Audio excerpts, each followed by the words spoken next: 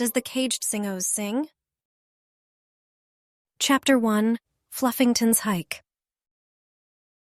It was a sunny day in Webkinz world, and Fluffington St. Bernard, Kinsville's wealthiest inhabitant, was out for a long hike. He had hiked all over Kinsville Forest and had just settled on a comfy rock to take a drink of water from his diamond-studded thermos when he heard a beautiful singing sound. As he looked to see who was making such lovely music, he saw a small, fluffy Singoz standing on a rock. A Singoz was a rare sight to see. Usually the fuzzy little critters stayed in the Zingdom, a mysterious place that no Webkinz had ever been to. Singoz loved to sing, all day, usually. In fact, when they felt really happy, they just couldn't help themselves. They had to sing. "You there!" Fluffington bellowed. "Come here." The Singoz took one look at Fluffington and started running through the forest. Fluffington raced after the frightened creature and had almost caught him when he darted behind an emerald-colored tree and disappeared. "Drat," said Fluffington. "I must hear that song again. I must catch myself a Singoz and keep it for a pet." Fluffington hiked slowly back to Kinsville. The whole way a sinister plan was forming in his mind. Chapter 2. Fluffington's Plan. "Who called the town meeting tonight, anyway?" Henrietta Hippo asked her friend, Leonard Lion. "I don't know." Leonard shrugged. The hall was full of curious Webkinz. Henrietta settled near the back and waited to see what would happen. As the crowd was growing restless, the incredibly wealthy Fluffington St. Bernard took the stage. Ahem, he coughed into the microphone. "If I could have everyone's attention." The crowd grew quiet. "I bet you'd like to have 1,000,000 Kinz cash, wouldn't you?" grinned Fluffington. "I mean, who wouldn't? Tonight I'm offering each of you the chance to earn 1,000,000 Kinz cash, and all you have to do is bring me a Singoz for a pet." A hush came over the town hall. Had they heard Fluffington correctly? Was he really offering 1,000,000 Kinz cash just for catching a Singoz? 1,000,000 Kinz cash. Wow, Leonard Lion repeated, his eyes glowing. "That's right," shouted Fluffington. 1,000,000 for the first Webkinz who can bring me back a Singoz to keep in my mansion, a Singoz that will sing only for me. It will be my own personal radio." "That's awful," Henrietta said, standing up. "You can't catch a Singoz." Chapter 3. 1,000,000 Kinz cash. "She's right. No one knows how to get to the distant Zingdom," Doug the dog said, his tail wagging at the prospect of 1,000,000 Kinz cash. "That's not what I meant," said Henrietta, but she was quickly drowned out by everyone spouting their ideas on how to find the distant Zingdom. 1,000,000 in Kinz cash, shouted Fluffington, waving the check over his head. "Ready? Set? Go!" Henrietta jumped up and tried to block the doors of the hall, but everyone pushed past her. She couldn't believe what her friends would do for money. She knew she had to warn the Singoz, and fast. As the mob of Webkinz made its way down the street, on their way to find the distant Zingdom, Henrietta knew she had to do something to warn the Singoz. Luckily enough, Henrietta happened to know the only Singoz who didn't live in the distant Zingdom. He lived right in Kinsville Forest. Chapter 4. How Henrietta Met Simon. Henrietta met Simon Singoz one night when she had become very lost and frightened in the forest. Henrietta hated the dark and she couldn't find her way home. That particular night she heard Simon singing and followed the sound deeper into the woods, right to a little emerald-colored tree stump, which turned out to be Simon's house. Henrietta asked Simon if he could help her find her way home. After Simon realized Henrietta meant him no harm, he invited her in for a cup of toadstool tea and some biscuits. Later he gave her a flashlight and took her back to the edge of the forest, where she could see Kinsville. Henrietta had visited Simon many times since then, and she always promised herself that one day she would help Simon the way he helped her. Tonight, she would finally be able to pay Simon back. Henrietta doubled back home and grabbed the flashlight Simon had given her. As she reached the edge of the forest, she flicked it on. It was a dark night, but she saw lots of other lights. Chapter 5. Henrietta's Warning. Henrietta made a beeline for Simon's house, hiking up a big hill, around a steep curve. past a pond of silver water and through a field of purple blossom flowers. Finally, she saw the small tree stump house, with Simon sitting outside, stargazing and munching on creamy crumb biscuits. "Hello, Henrietta," he called, happy to see his friend. "Care to join me for some tea and cookies?" "I can't," Henrietta puffed, tired after the long walk. "There's no time. We have to warn your Singoz friends." "What are you talking about?" Simon asked, putting his teacup down. "I mean," Henrietta explained quickly, "this forest is crawling with Webkinz, all looking to find a Singoz. Fluffington St. Bernard wants one for a pet, and he's offered 1,000,000 Kinz cash to whoever can bring him one. We have to go to the distant Zingdom and warn your friends." "Uh-oh," Simon gasped. "That could be a problem. I haven't been back to the distant Zingdom in many years. I'm not sure I can remember the way." Henrietta frowned. "Well, you better think fast, because we've got to find the Singoz before Fluffington does." Chapter 6. The Right Tree. Simon and Henrietta hurried through the forest with the flashlight turned off so they would not draw attention to themselves. Because she was afraid of the dark, Henrietta was relieved the moon was bright that night to guide their way. Simon raced around the forest, touching the trunks of various trees. "One of these is the doorway to the distant Zingdom," Henrietta tried to keep up. "I think the magic tree is somewhere over there," Simon said, pointing to a grove of trees. He looked closely at each tree. "This is the one," he decided, patting a large emerald-colored trunk. "It feels magical." "Simon," Henrietta panted, "you said that about the last 10 trees we've seen." "No," Simon sighed. "I haven't been in such a long time. My memory is a bit foggy." "Why did you leave the Zingdom anyway?" Henrietta asked, resting against the tree.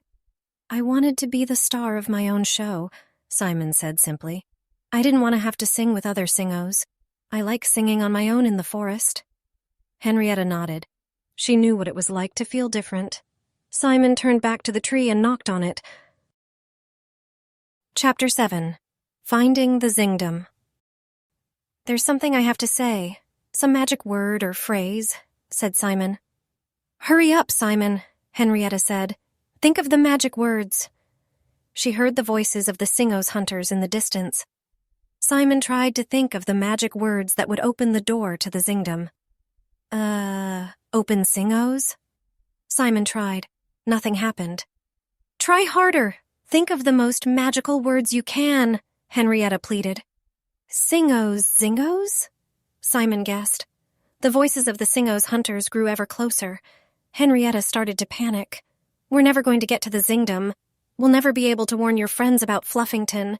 The next Singoz that visits Kinsville Forest will be locked up in Fluffington's mansion forever." Henrietta looked very worried. Simon knew he had to think of the magic words.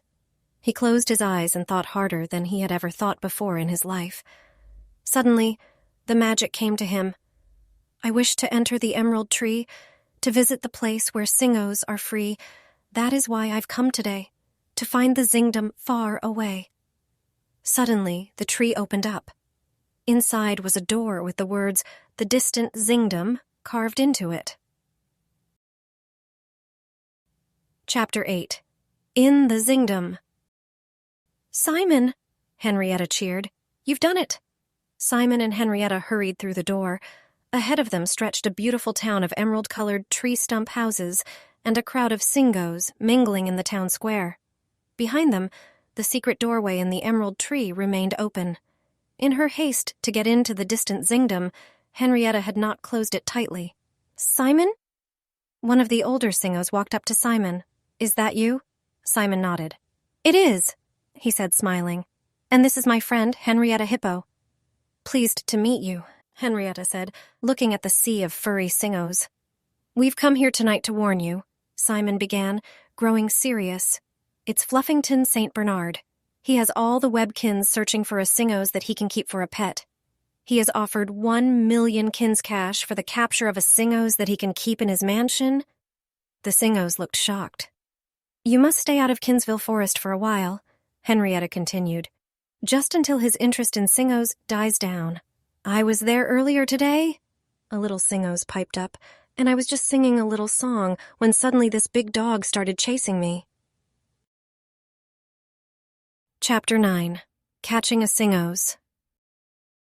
That was Fluffington, Henrietta sighed. He heard your song and realized that he wanted a Singoz of his very own. All the Singoz looked worried. Not to worry, my friends, Simon said. As long as you stay here, the Webkinz won't find you. Just then, the mob of Singoz hunters burst into the distant Zingdom. Henrietta's eyes grew wide with fear. Oh no, she gasped. The door! The Webkinz were all frantically grabbing for a Singoz. The Singoz were all running for their lives. Simon and Henrietta looked on helplessly. Suddenly, Simon scrambled up on top of a very tall tree stump and hit a high B-flat. Everyone stopped. Please, Webkinz, Simon started. Don't take my Singoz friends back to Fluffington. They have their own life here in the distant Zingdom, and they are happy. They like to visit Kinsville Forest and sing their little songs, but they will not be happy in a mansion. The Webkinz looked at the little Singoz. How would you feel if you were taken from your home and locked away? Simon asked. The Singoz hunters stood, grumbling. They knew Simon was right, but they still wanted that 1 million Kinz cash. Chapter 10. Fluffington arrives. Without saying a word to each other, the Singoz all gathered as a group and started to sing. At first it was quiet, but the sound grew and grew until it was the most amazing song the Webkinz had ever heard. When the song came to an end, Simon simply said, Singoz can't sing if they're locked away. The Webkinz realized they never wanted to force a Singoz to stop singing. They knew they couldn't capture one for Fluffington, not after hearing the beautiful music. The Webkinz were all ready to go back to Kinsville to leave the Singoz in peace. The Singoz did not have to worry about being captured anymore. Everything was almost perfect. And then Fluffington showed up. Fluffington came blustering in, smashing part of the doorway in the emerald tree with his speedy little car. He reached out and grabbed the first Singoz he touched. Simon! Fluffington, no! The Webkinz all yelled. But it was too late. Fluffington was already zooming back through the door in the tree. Quick! Henrietta shouted, running after Fluffington. After him! Henrietta was so focused on helping Simon that she didn't even notice that she had dropped her flashlight. Chapter 11. The Great Chase. The Webkinz and the Singoz chased Fluffington through the dark forest, but they were just too slow for Fluffington's car. Oh, we're too late, Leonard Lion cried, as he and Henrietta finally ran up to the gates of Fluffington's massive mansion, only to find them locked. Simon is doomed. Not if I can help it, Henrietta said bravely. I'm going to rescue him. Even though Henrietta had lost her flashlight, even though Fluffington's dark mansion loomed up in the shadows beyond the gates, even though everyone else was too scared to help her, Henrietta knew what she had to do. She had to save Simon, and she had to do it quickly. Good luck, Leonard Lion said, as Henrietta squeezed under the bottom of the massive gates. Henrietta crept down the long, dark driveway, finally to Fluffington's mansion. Everywhere was dark, so dark you couldn't see your paw in front of your face. Everywhere, that is, except for one lone light shining on the front porch. Underneath it was Simon sitting in a golden cage, looking miserable. Henrietta knew that somehow she had to get him out of that cage. Chapter 12. Henrietta to the Rescue. Simon, it's me, Henrietta whispered, tiptoeing onto the porch. I've come to save you. But Henrietta, Simon said, I thought you were afraid of the dark. Yes, Henrietta said quickly, trying not to think about it. Now we've got to be very quiet, she said, opening the cage door as carefully as she could. Okay, come on out. Simon tried to be quiet, but before he could stop himself, a great big smile came over his face. His eyes grew wide and sparkly. He was so happy to be free, he did the one thing that comes most naturally to a Singoz. He started to sing, loudly. Simon, stop singing, Henrietta said in a hushed voice. If Fluffington hears us, he'll put you back in the cage. But Simon couldn't stop singing. He couldn't help himself. He tried to be quiet, but singing was what Singoz did best. His little voice just got louder and louder. Henrietta picked him up and started to run.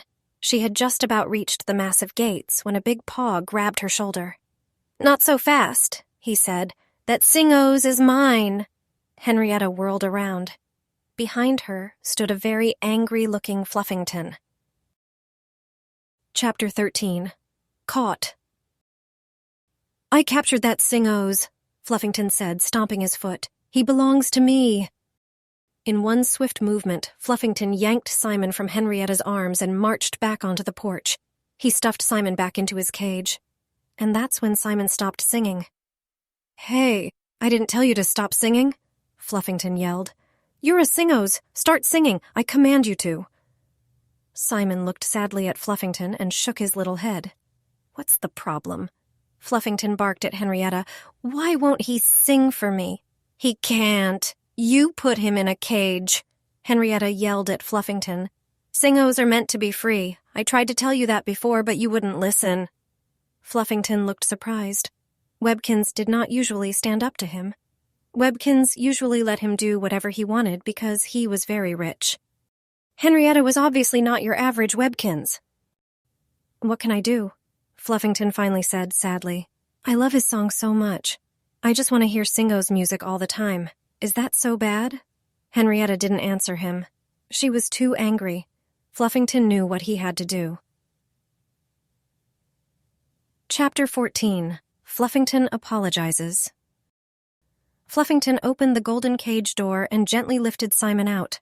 He put the little Singoz down on the porch. "I'm sorry, Simon," Fluffington said. And for once, he really meant it. He hadn't meant to hurt Simon or the Singoz. He hadn't meant to cause so much trouble. Simon smiled at Fluffington, and suddenly he said, "I've got it. I know what we can do so that you can hear Singoz music all the time and I'll be happy and free." Fluffington, Henrietta, and Simon stayed up very late discussing the plan. It really was quite brilliant. And now I would like to welcome you to Henrietta Hippo Theater, Kinsville's latest attraction, sponsored by the ever-generous Fluffington St. Bernard. The crowd let out a mighty cheer as the doors to the beautiful Million Kinskash Theater swung open. As the audience settled into their seats, Simon Singoz took the stage. Simon performed a medley of songs, from Singoz classical to Singoz rock and roll. Everyone was mesmerized by his amazing voice.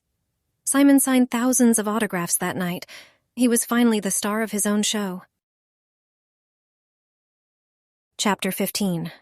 Simon Singoz, Superstar. Now that Simon was famous, Webkinz and Singoz of all sizes, shapes, and colors came to see him sing at the theater. Each day, Simon left his little tree stump house in the Kinsville forest to perform each night at the Henrietta Hippo Theater. Sometimes the other Singoz would drop by and do a variety show with him. Henrietta went to see Simon every week and spent many afternoons drinking toadstool tea at Simon's little tree stump house. Sometimes Henrietta even went over when the forest was dark, and she didn't care if she forgot her flashlight. As for Fluffington St. Bernard, because he built the theater, he made sure there was one comfy golden chair right in the front row. That is where he sat each night, listening to Simon sing and wondering how anyone could ever think of caging a Singoz.